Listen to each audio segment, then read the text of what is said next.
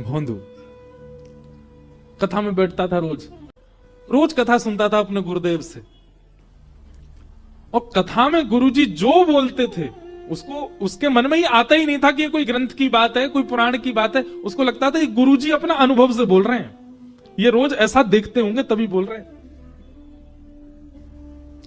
एक दिन गुरुजी प्रवचन में बोल रहे थे, मोर मुकुट पहने हुए, गले में कौस्तुभ मणि धारण करके, वैजंती माला पहन करके, पीतांबरी पहन के, वेणु राव करते हुए असंख्य गायों के साथ ठाकुर जी गैया चराने के लिए गए यमुना पार भांडीर वन।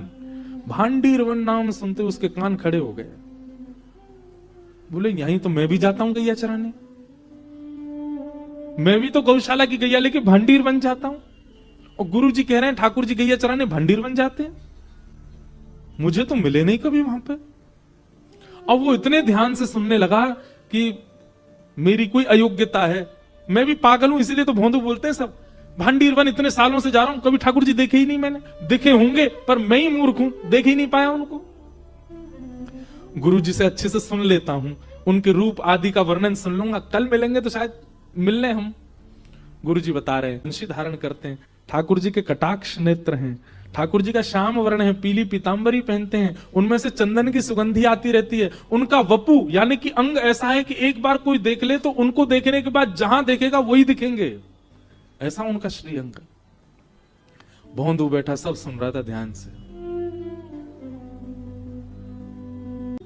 और दिन तो जाके वृक्ष के नीचे लेट जाता था, लेकिन आज लेटा नहीं, गैया चल रही हैं और भांडीर वन के प्रत्येक कुंज में, प्रत्येक कलियों में, प्रत्येक सघन भाव में जाकर के ढूंढ रहा है ठाकुर जी कहां है। नासिका से सूंघने का प्रयास करता है कि चंदन की सुगंधी आ जाए, गुरुजी बता रहे थे उनके अंग से आती है। कान केंद्र में लगाकर के वेणु रव सुनने का प्रयास करता है, एक प्रकार से पंच इंद्रियों को लगा दिया कृष्ण ढूंढ। शाम हो गई, वापस जाने का समय आ गया, उदास हो गया भोंदू, ठाकुर जी मिले नहीं। एक दिन में थोड़ी मिलेंगे, इतने साल हो गए, मैंने प्रयास ही नहीं किया, कुछ दिन प्रयास करूंगा मिल जाएंगे। उसके सीधेपन पर, उसके इस भोलेपन पर, उसके इस भोंदू स्वभाव को ठाकुर जी इतना बढ़िया लगा। बोले कि ये देखो, ये कलिकाल में इसको ये विश्वास है अपने गुरु की वाणी पर कि मैं भांडीर वन में ही हूं, ढूंढ रहा है। और ढूंढते ढूंढते तभी क्या देखता है, असंख्य गायों का समूह सामने से आ रहा है, और वे गाय जैसे ही थोड़ी थोड़ी विलग हुई, नील वर्ण के, श्याम वर्ण के श्री ठाकुर जी और पीत वर्ण की पोशाक पहन रखी है, कारी कमरी डाल रखी है, गले में वैजंती माला है, बांकी अदा से चल रहे हैं, घुंघराले केश हैं, कटाक्ष नेत्र हैं, धीमे धीमे अधरों पर वंशी धारण कर लेते हैं, कभी गैया के गले में गलवैया डाल लेते हैं, पद्मराग के कंगन ऐसे चमक रहे हैं ठाकुर जी के, मुस्काते हैं तो महाराज देख करके मूर्छा सी होने लग जाए। ये ठाकुर जी बोले, गुरु जी बोले थे कि उनको देखने के बाद जहां देखोगे वही दिखेंगे, तो उनको देखने के बाद उल्टा हो गया, पीछे देखने लगा तो वहां भी वही दिखने लगे। वृक्षों में ठाकुर जी के, उनके मुखमंडल को देखे, उनके चरणों को देखे। ठाकुर जी गए, अरे लाला कहा नाम है तेरो? भोंदू बोलो, मेरो नाम भोंदू है। अब भोंदू नाम सुनते ही ठाकुर जी को तो ऐसी हंसी आई, ऐसी हंसी आई, और पेट पे हाथ धर के हंसे, और फिर अरे फिरते बताइयो कहा नाम है तेरो? बोले भोंदू।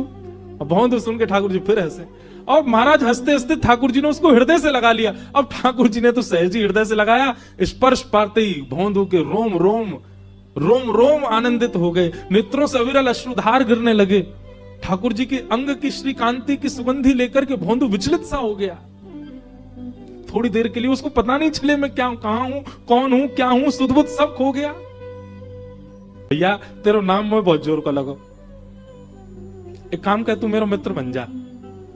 भोंदू बोले मैं योग्य हूं, मैं अधिकारी हूं इतना? अरे अधिकारी तेरे चावे तना होगा, मैं जाकू चाहूंगा वो मेरा अधिकारी बन जाएगा, तू मेरा अधिकारी है, चल तू मेरा मित्र है आज ते। बहुत खुश हो गया भोंदू। भोंदू बिल्कुल भी लाग लपेट कुछ नहीं, वो बहुत सहज है क्योंकि उसको आता ही नहीं है। ठाकुर जी के बगल में अपनी स्वापी बिछा दी, बोले बैठ जाओ यहाँ पे। ठाकुर जी बैठ गए। ठाकुर जी बोले अरे कछु भोजन पानी की व्यवस्था है तो पे कि ना है? भोंदू बोलो हाँ 2 टिक्कर लाया हूं, गुड़ के संग खावे। ठाकुर जी जल्दी खोल। टिक्कर खोले, एक ठाकुर जी को दे दियो। अब हम लोग होते क्या करते, दोनों ठाकुर जी को देते, तो भोंदू नहीं एक ही दिया ठाकुर जी को, एक अपने पास रखा है। ठाकुर जी उसकी सहजता पे मोहित हो रहे हैं। बोले कोई लाग लपेट नहीं है इसमें, खुद भी तो भूखा है बेचारा। ठाकुर जी को जय जय या पालो, जे मेरो मैं पालू। ठाकुर जी बोले खेलूं यहाँ के संग, जल्दी जल्दी रोटी पा गए, मुंह को तो भूख लग रही है और दे। बंधु बोलो लो आधी ले लो, यहाँ मैं आधी में पालूंगा। ठाकुर जी बोले अभी भी पूरी नहीं दे रहा है। ठाकुर जी झट पा लियो और भोंदू ने मुख से लगाया, एक एक एक कवल पाया। ठाकुर जी ने वहां के हाथ ही छीन लो, लाते मुख भूख लग रही है।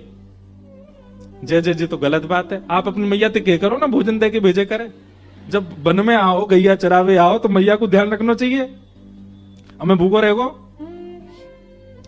उसकी इस बातों पर ठाकुर जी बोले ये कितना सरल है, कितना सहज है, इसको कोई नहीं, कुछ नहीं पता है कि ठाकुर जी के प्रति क्या भाव होता है। कल ते मुंह को दुगनो लानो पड़ेगा, क्योंकि आप तो मेरो भी पा जाओगे। गुरु जी वैसे एक दिन कथा में कह तो रहे, कहा ठाकुर जी बोले क्या कह रहे गुरु जी? और गुरु जी कह तो रहे कि आप बहुत पेटू तो हो, 8 बार भोजन लगाता है, मंदिर में 8 बार भोग लगता है आपका। ठाकुर जी इतने प्रसन्न हो गए भोंदू पर। और जगह तो व्यक्ति पूछता है कि ठाकुर जी के दर्शन कब होंगे, पर आज ठाकुर जी कह रहे हैं भोंदू कल कब आवेगा तू? मैं तो जैसे जैसे सूर्य ऊपर आ जाए बिल्कुल वही समय आ जाऊं, वही समय आऊं जैसे मैं। ठाकुर जी बोले ठीक है। भोंदू चलोगे? दूसरे दिन पूरी रसोई की सामग्री इकट्ठी करने लगा।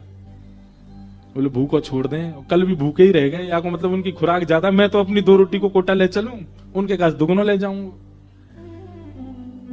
किसी ने कहा भोंदू इतने वर्षन थे तो तू सहज ही जातो, अब इतने सामग्री क्यों लेके जा रहा है?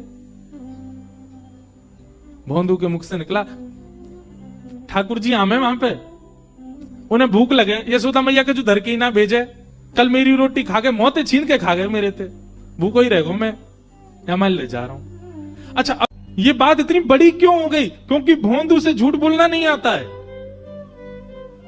गुरुदेव गए भोंदू के पास, भोंदू कौन आते हैं? गुरुदेव आप जिनकी कथा सुनाते हैं ना वही आते हैं, ऐसा मुकुट पहन के आते हैं गुरुजी।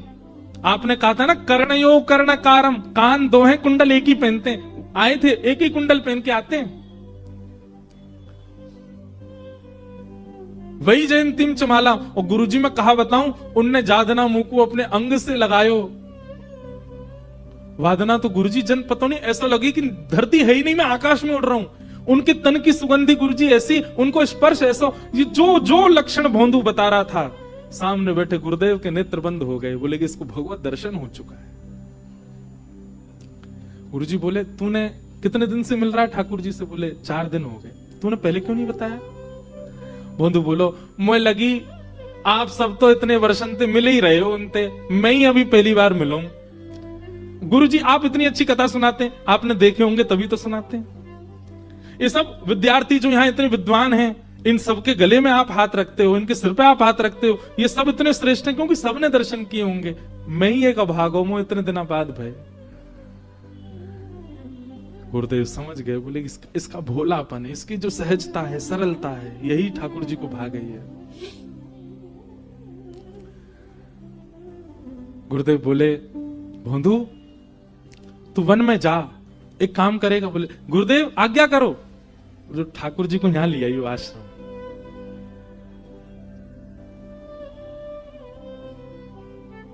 भोंदू तो इतना आनंदित हो गया कि अपने संपूर्ण जीवन काल में पहली बार गुरुदेव ने मुझे कोई आज्ञा करी है, और ये भी अगर मैं पूरी नहीं कर पाया तो धिक्कार है मेरे जीवन को। इतने आनंद में भर गया, इतना उत्साहित हो गया, चरणों में गिर गया। धन्यवाद गुरुजी, आपने मुझे योग्य तो समझा। आप चाहते किसी भी बालक से कहते ठाकुर जी को लिया, पर आपने मुझे ही चुना। मैं लाऊंगा, मैं जरूर लेके आऊंगा ठाकुर जी को। निकल पड़ा। आज भोंदू का उद्देश्य कुछ और नहीं है, ठाकुर जी को ले जाना है। जैसे ही पहुंचा, ठाकुर जी प्रतीक्षा कर रहे थे। भोंदू गयो, जाती बैठ गयो, ठाकुर जी ने हृदय से लगायो। भोंदू आज तो बहुत ही अच्छा दिन है, आज तो बहुत ही श्रेष्ठ दिन है, आज तो वो भयो जो आज तक नहीं भयो।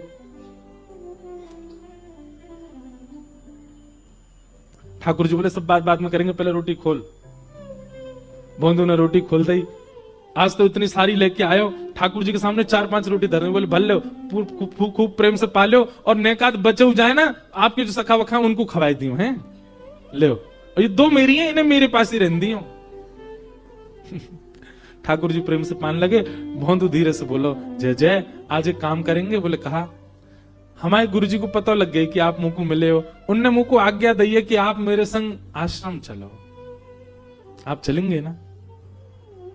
ठाकुर जी रोटी पाते पाते बोले, देख भोंदू, तू हमारा मित्र है, हम तेरे मित्र हैं, जो बीच में गुरु जी मत लेके आवे, मना कर दे उनते, मैं मान आ जाऊंगा, बस तोय मिलूंगा, तोय देखूंगा, तेरे संग हमारो नातो और कोई तो हमारो नातो नहीं।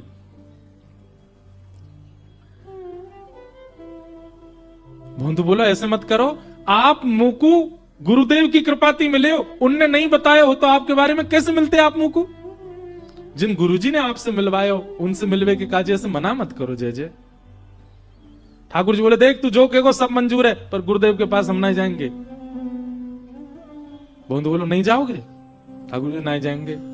अंतिम बार पूछ रहा हूं, नहीं जाओगे? ठाकुर जी बोले, नहीं जाएंगे। तो सामने जो 2-3 रोटी बची, भोंदू ने वो उठा ली, जो गुरु जी के यहाँ की न मत खाओ, हमारे गुरु जी तो इतना ही बह रहे आपको, इनको मत खाओ। ठाकुर जी बोले, तो जे कौन सी बात है भैया, उन्हें खान दे ना, ना जो गुरु जी घर की है ना, कब खाओगे? और सबरी धर के महाराज पोटली बांधने लगो। ठाकुर जी के हाथ में आधी रोटी बची थी, तो ठाकुर जी को हाथ पकड़ बोले, ये दे दो, ये गुरु जी को ही है। ठाकुर जी बोले, ऐसे कौन करे? बोले, अब रोटी तब मिलेगी, यो बताओ गुरु जी के पास चलोगे कि नहीं? ठाकुर जी बोले, तू चाहे जितनी जिद कर ले, गुरु जी के पास तो नहीं जाऊंगा। भोंदू बोलो, जीवन में पहली बार गुरुदेव ने मुझे आज्ञा दी और आप मना कर रहे हैं? ठीक है जय जय, आज से एक बात और सुनो, जो मित्रता 4 दिन पहले आपने बनाई, मैं वह तोड़ रहा हूं आज, आपसे मेरा कोई संबंध नहीं। और सुनो, ये अपनी गैया ने लेके वहां पल्लंग जाया करो, वहीं चराया करो, अगर ये यहाँ बाड़े में आ गई, इन्हें लेके आश्रम चलो जाऊंगा, तुम नहीं जाओगे तो गैया ने ले जाऊंगा, कल तो यहां मत, मेरो तुम्हारो कोई ना तो नहीं। और अपने सब पोटली वगैरह उठा के गैया ने इकट्ठी करके क्रोध में भर के भोंदू जान लगो। भोंदू जैसे जैसे ठाकुर जी से दूर जा रहा है, ठाकुर जी को मानो जैसे कोई त्रिलोकी ले जा रहा हो। ए भोंदू, अरे नेक बात तो सुन जा। तो भोंदू रुक जाता है, बोले एक ही बात सुनूंगो कि आप गुरु घर चलोगे, या के अलावा कोई और बात करनी हो तो मैं मत रोकियो। और भोंदू बढ़ता जा रहा है, ज्यों ज्यों भोंदू दूर जा रहा है, ठाकुर जी के नेत्रों से आंसू गिरते जा रहे हैं, भोंदू की याद आ रही है। ठाकुर जी ने थोड़ी देर विचार किया और दौड़ करके गए भोंदू के पास, और चलते हुए भोंदू के पीछे कमर से लद गए ठाकुर जी, और उसके कंधा पे लटक के बोले, ले चल अपने गुरु के पास, आज वही दर्शन दे के आऊं, लेकिन तू मोते दूर नहीं जावेगो, तू सदा मेरे पास रहेगो, मेरे संग रहेगो।